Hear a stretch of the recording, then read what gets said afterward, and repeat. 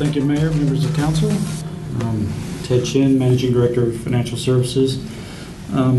City Manager asked that kind of give a brief overview of changes in our budget process and the way we're going to be doing business going forward. Recognizing coming out of the recession, we understand that our revenues are not going to be what they were prior to the recession. It's just a matter of fact that we're living in a new economy, and Mesquite's tax base just doesn't support the demands that the community expects and desires. So therefore, we're going to have to be smarter with the way we expend our money. And what we're attempting to do over time, and again, this is not a singular event, it's not a project, this is a process, a way of doing business that we're going to ingrain in our organizational culture over the next year and the decades beyond. And we call it performance management. So what is performance management? Well, it's defined as an ongoing, systematic approach to improving results through evidence-based decision-making, continuous organizational learning, and a focus on accountability for performance, thereby transforming an organization's practice so it's focused on achieving improved results for the public. That's the definition. What does our process look like? Well, it's an ongoing process, like I've mentioned, and the goal is to align the city's resources with those goals and objectives that you have directed staff to implement. And it begins with policy development. In our case, policy development was established when y'all met back in the fall and spring to determine what the policy issues were for the community, and you develop some goals. We then do strategic alignment.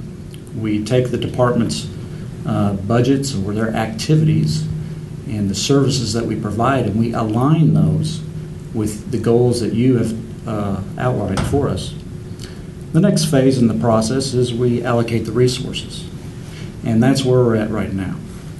This is, of course, adoption of the annual budget and the capital improvement plan. The next phase is we take that budget, then we measure. We measure what we've done, and we report that. And then the final stage is, before going into the next budget process, we obtain feedback from the citizens in the form of surveys, town hall meetings, focus groups, you name it. That's the general process, and it's ongoing. Why performance measurement? Well, it better integrates city management and policymaking processes. You all outline the policy, and staff implements it.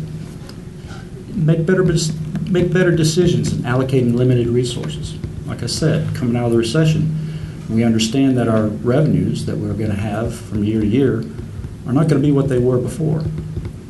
And we link resources, the people and the dollars, to results or outcomes. And to show the public how and why we allocate resources to the services that they want. To show the public what we did with their money. And to establish and maintain credibility and public trust. To describe what we're going to do, we need to explain kind of what we've been doing up till now. It's what we call the line item budget process. And departments, it's a focus that's inward. It focuses on what the department thinks is important, not on what the community thinks is important. At department, we would come up with what revenues are available. We adjust for inflation. Departments may account for either increases or decreases in workloads, may add staffing or new programs if possible. During periods of declining revenues, we would often freeze employee wages, not fill vacant positions. We would defer maintenance and implement across-the-board department cuts. The line item budgeting process, in short, in bottom line, is it's a short-term approach with little attention paid on how funds are spent or whether those expenditures were even making a positive difference in the community. Where we're heading is a hybrid of a process called budgeting for outcomes. And budgeting for outcomes is a process that focuses on results and priorities, not costs. Each dollar is justified based on how it delivers results to the community. The budget process shifts from paying for costs to buying results. In the prior presentation, you heard Kim, Ms. Buttram, use the word budget offers, what we're offering to achieve your goals. It puts residents in their priorities, not the status quo, first. It emphasizes accountability, innovation, and partnerships. We'll talk about the partnerships later. And it better aligns city services with the things that are most important to the community. In other words, the council goals. So how do we implement budgeting for outcomes? Well, first, the city council, using citizen input, determines the desired community goals. A leadership team made up of the city manager staff facilitates development of outcomes to reach those council goals and even departmental goals. Next, results teams develop strategies or programs to best achieve those outcomes, developing interdepartmental and collaborative budget offers. And that's what you heard prior with Ms. Buttram, is one of those strategies to address those goals. The leadership team then ranks all the budget offers, starting at the top and moving down the list according to priority and alignment until available new revenues are spent. So each year we're going to have, hopefully, more revenues than we had this year, and we're going to prioritize those, and you all are going to rank them, and you're going to allocate the new revenues going down the list of priorities until the new money is exhausted. All those other programs or activities that did not get funded get deferred later to the next year or beyond. The budget office will assist results teams in developing performance indicators and metrics to measure results and outcomes. And these results teams are made up of different departments. You saw in the example of downtown redevelopment. Okay, it's not just economic development. It's going to take a collaboration of different departments: code enforcement, planning, zoning, police, probably, you name it. But it also goes beyond our own silo of the organization.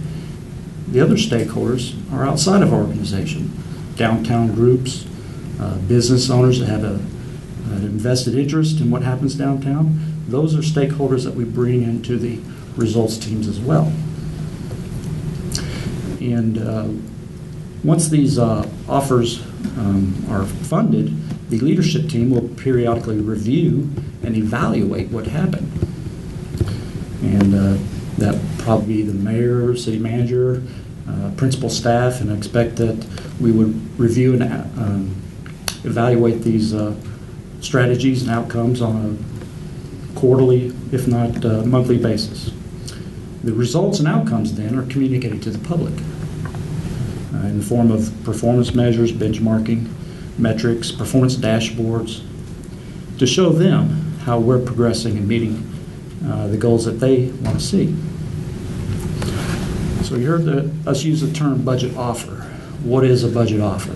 Well, it's what we used to call expanded program. You know, what is it we're going to want next year that we're not doing this year?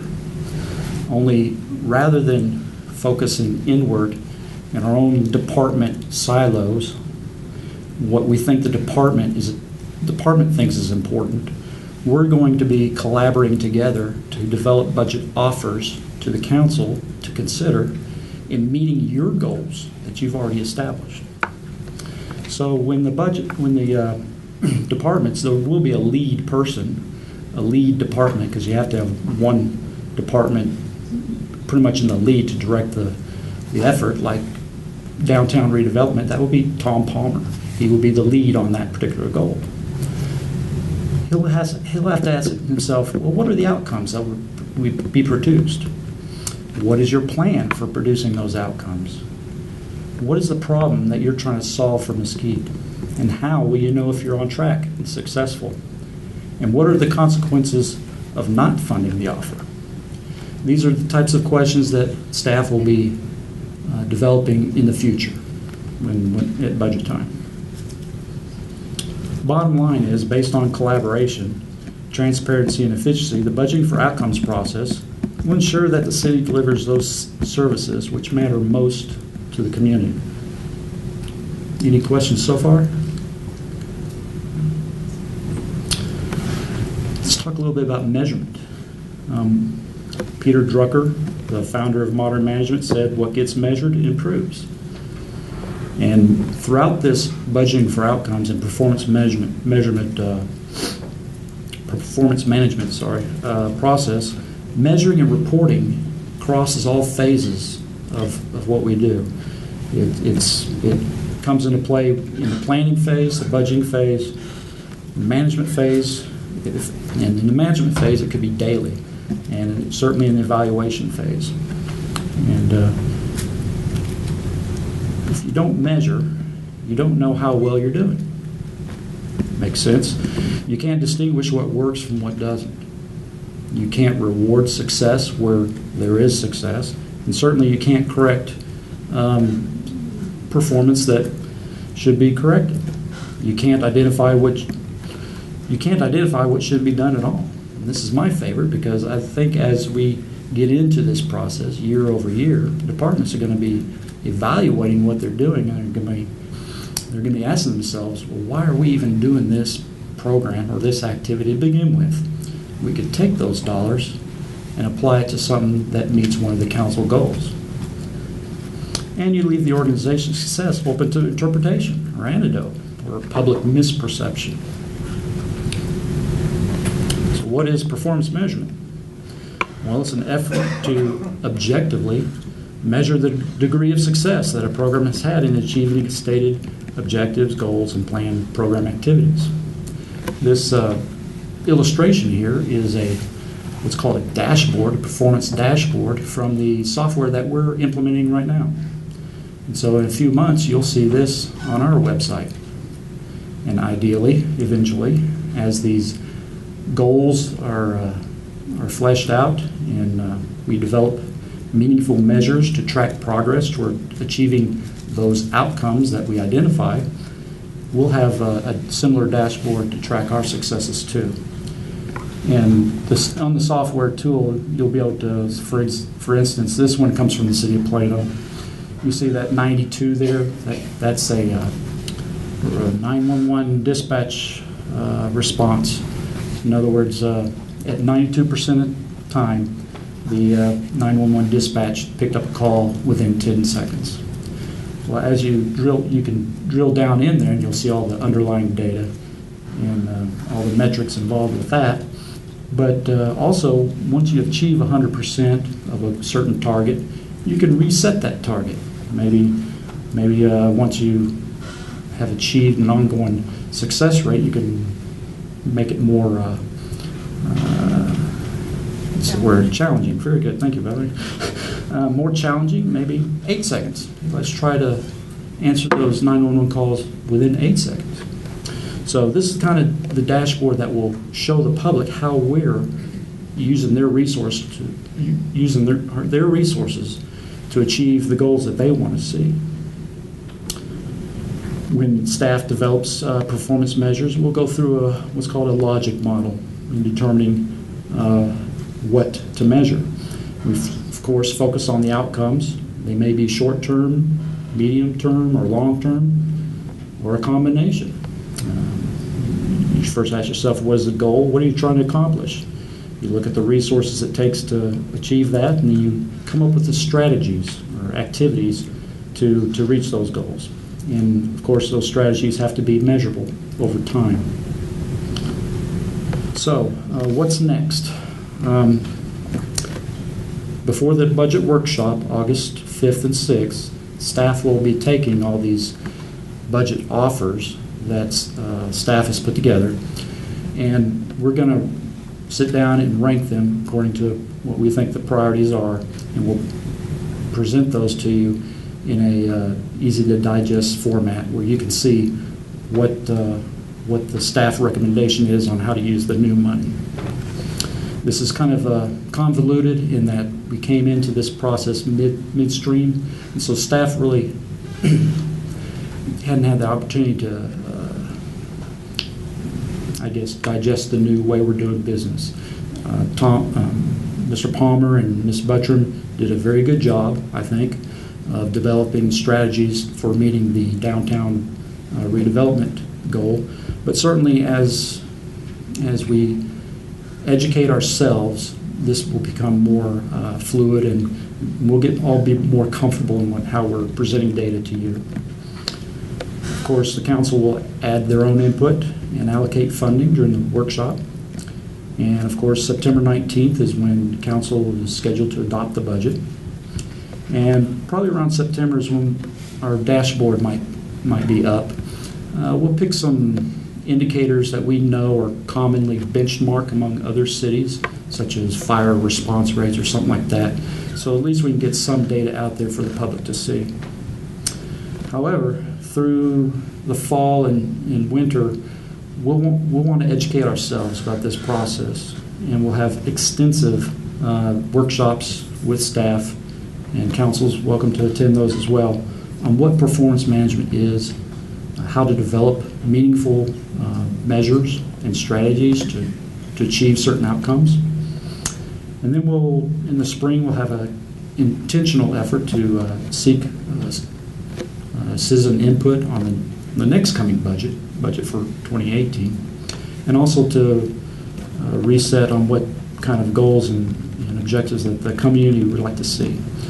In March, we'll do a pre-submission for budget offers, and in April, we'll get our offers in and go from there. So to summarize, we're moving towards a new process that focuses on outcomes and performance management that will be integrated into the organizational culture. This is something that takes time. You saw the example of the downtown redevelopment. It's not something that's going to happen overnight. Many of these goals and strategies take years to complete. And performance management is something that even cities that have formally adopted this, they say it takes anywhere from 4 to 7 years before new thinking, new thought processes, the way of doing business becomes ingrained in the culture, and it becomes second nature. But it needs to be sustainable, and it leads to greater citizen engagement and input, and departments work closer together rather than departments in their own silo. Public Works focused just on what Public Works does, and economic just focused on economic development. Each department are working together to achieve goals that the council has established. And rather than compete for those limited resources, they're working together to develop budget offers. The city services then are aligned with what the community wants. And decisions and processes are driven by timely, accurate, and meaningful data. And ultimately, it leads to greater transparency and accountability to the public. So that's kind of the process in a nutshell.